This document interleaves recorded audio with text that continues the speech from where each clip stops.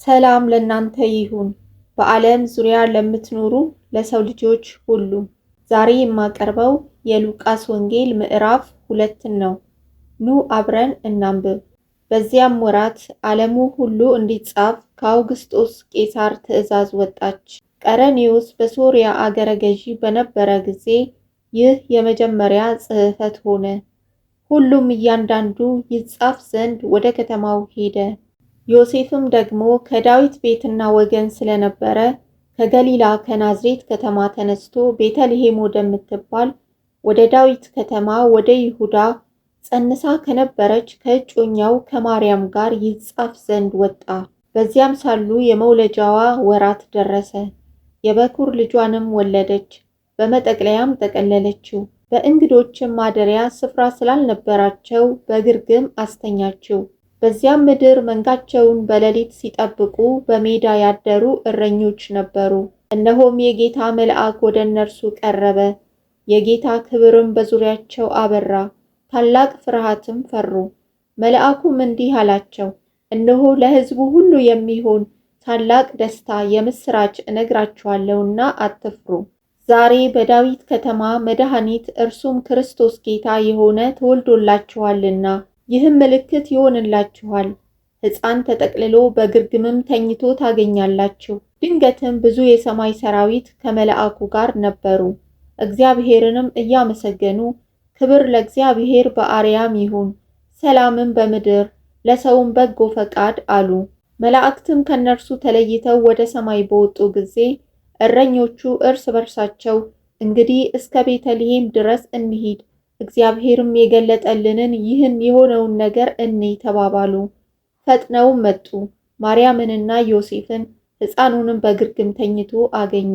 አይተውም ስለዚህ ሕፃን የተነገረላቸውን ነገር ገለጡ። የሰሙትን ሁሉ እረኞቹ በነገሯቸው ነገር አደነቁ። ማርያም ግን ይህን ነገር ሁሉ በልቧ እያሰበች ትጠብቀው ነበር። እረኞችም እንደተባለላቸው ስለሰሙትና ስላዩት ሁሉ እግዚአብሔርን እያመሰገኑና እያከበሩ ተመለሱ። ሊገርዙትም 8 ቀን በሞላ ጊዜ በማኅፀን ሳይረገዝ በመልአኩ እንደተባለ ስሙ ኢየሱስ ተብሎ ተጠራ። እንደ ሙሴም ሕግ የመንጻታቸው ወራት በተፈጸመ ጊዜ በጌታ ሕግ የእናቱን ማኅፀን የሚከፍት ወንድ ሁሉ ለጌታ የተቀደሰ ይባላል ተብሎ እንደተጻፈ በጌታ ፊት ሊያቆሙት በጌታም ሕግ 2 ዋሊያ ወይም 2 የርግብ ጫጩቶች እንደተባለ መስዋዕት ሊያቀርቡ ወደ ኢየሩሳሌም ወሰዱት። እነሆም በኢየሩሳሌም ስምዖን የሚባል ሰው ነበረ። ይህም ሰው የእስራኤልን መጽናናት ይጠባበቅ ነበር፣ ጻድቅና ትጉህም ነበር። መንፈስ ቅዱስም በእርሱ ላይ ነበረ። በጌታም የተቀባውን ሳያይ ሞትን እንዳያይ በመንፈስ ቅዱስ ተረድቶ ነበር። በመንፈስም ወደ መቅደስ ወጣ። ወላጆቹም እንደ ሕጉ ልማድ ያደርጉለት ዘንድ ሕፃኑን ኢየሱስን ባስገቡት ጊዜ እርሱ ደግሞ ተቀብሎ አቀፈው። እግዚአብሔርንም እየባረከ እንዲህ አለ፣ ጌታ ሆይ አሁን እንደ ቃልህ ባሪያህን በሰላም ታሰናብተዋለህ። ዓይኖቼ በሰዎች ሁሉ ፊት ያዘጋጀኸውን ማዳንህን አይተዋልና።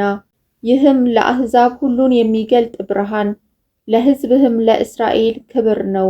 ዮሴፍና እናቱም ስለ እርሱ በተባለው ነገር ይደነቁ ነበር። ስምዖንም ባረካቸው፣ እናቱን ማርያምንም እነሆ የብዙዎች ልብ አሳብ ይገለጥ ዘንድ ይህ በእስራኤል ላሉት ለብዙዎቹ ለመውደቃቸውና ለመነሳታቸው ለሚቃወሙት ምልክት ተሹሟል። በአንቺም ደግሞ በነፍስሽ ሰይፍ ያልፋል አላት። ከአሴር ወገንም የምትሆን የፋኑኤል ልጅ ሐና የምትባል አንዲት ነቢይት ነበረች። እርሷም ከድንግልናዋ ጀምራ ከባሏ ጋር 7 ዓመት ኖረች። እርሷም 84 ዓመት ያህል መበለት ሆና በጣም አርጅታ ነበር። በጾምና በጸሎትም ሌሊትና ቀን እያገለገለች ከመቅደስ አትለይም ነበር። በዚያችም ሰዓት ቀርባ እግዚአብሔርን አመሰገነች። የኢየሩሳሌምንም ቤዛ ለሚጠባበቁ ሁሉ ስለ እርሱ ትናገር ነበር። ሁሉንም እንደ ጌታ ሕግ ከፈጸሙ በኋላ ወደ ገሊላ ወደ ከተማቸው ወደ ናዝሬት ተመለሱ። ሕፃኑም አደገ፣ ጥበብም ሞልቶበት በመንፈስ ጠነከረ። የእግዚአብሔርም ጸጋ በእርሱ ላይ ነበረ። ወላጆቹም በየዓመቱ በፋሲካ በዓል ወደ ኢየሩሳሌም ይወጡ ነበር። የ12 ዓመት ልጅ በሆነ ጊዜ እንደ በዓሉ ሥርዓት ወደ ኢየሩሳሌም ወጡ። ቀኖቹንም ከፈጸሙ በኋላ ሲመለሱ ብላቴናው ኢየሱስ በኢየሩሳሌም ቀርቶ ነበር። ዮሴፍም እናቱም አላወቁም ነበር። ከመንገደኞች ጋር የነበረ ስለመሰላቸው የአንድ ቀን መንገድ ሄዱ። ከዘመዶቻቸውም ከሚያውቋቸውም ዘንድ ፈለጉት። ባጡትም ጊዜ እየፈለጉት ወደ ኢየሩሳሌም ተመለሱ። ከ3 ቀንም በኋላ በመምህራን መካከል ተቀምጦ ሲሰማቸውም ሲጠይቃቸውም በመቅደስ አገኙት። የሰሙትም ሁሉ በማስተዋሉና በመልሱ ተገረሙ። ባዩትም ጊዜ ተገረሙ። እናቱም ልጄ ሆይ ለምን እንዲህ አደረክብን? እነሆ አባትህና እኔ እየተጨነቅን ስንፈልግህ ነበርን አለችው። እርሱም ስለምን ፈለጋችሁኝ? በአባቴ ቤት ሆን ዘንድ እንዲገባኝ አላወቃችሁምን? አላቸው። እነርሱም የተናገራቸውን ነገር አላስተዋሉም። ከእነርሱም ጋር ወርዶ ወደ ናዝሬት መጣ፣ ይታዘዝላቸውም ነበር። እናቱም ይህን ነገር ሁሉ በልቧ ትጠብቀው ነበር። ኢየሱስም ደግሞ በጥበብና በቁመት በሞገስም በእግዚአብሔርና በሰው ፊት ያድግ ነበር።